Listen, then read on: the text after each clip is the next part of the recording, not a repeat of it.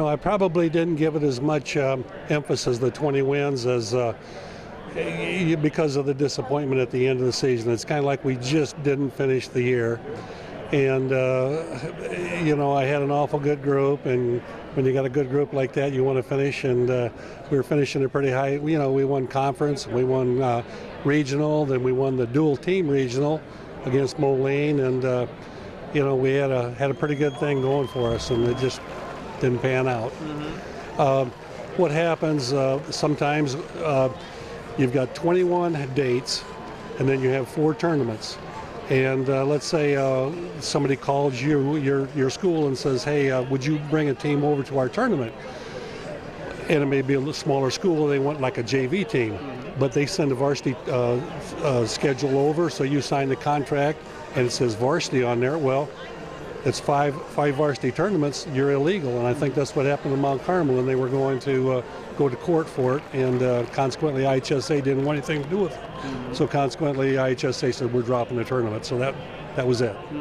Well, obviously you thrived all year. You got a lot of guys to state too. I mean, what made that team go? It's not pretty much up and down the lineup. You had to be tough to get to where you did. We had a lineup that I couldn't slide. Sometimes a coach can slide a good wrestler up and put a JV wrestler down below, and that sort of thing. I couldn't slide. I was solid all the way through, and consequently our lineup was what it was. And other teams could slide against us, but it didn't make any difference. We were solid, and I didn't want to upset our balance that we had. You had great talent, but what was the personality of that team too? Well, I tell you what, with a good team like that, you can do pretty much what you want as a coach. You can extend the hour, that you work out, and you can work them hard, and they love you for it.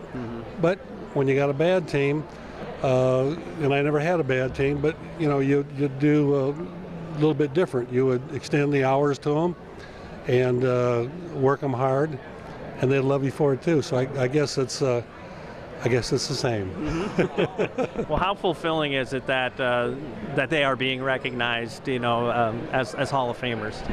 I think it's very rewarding for me as a coach because, like I say before, I don't know if I put enough emphasis on them going 20-0, and I'm really glad that they're going in the Hall of Fame.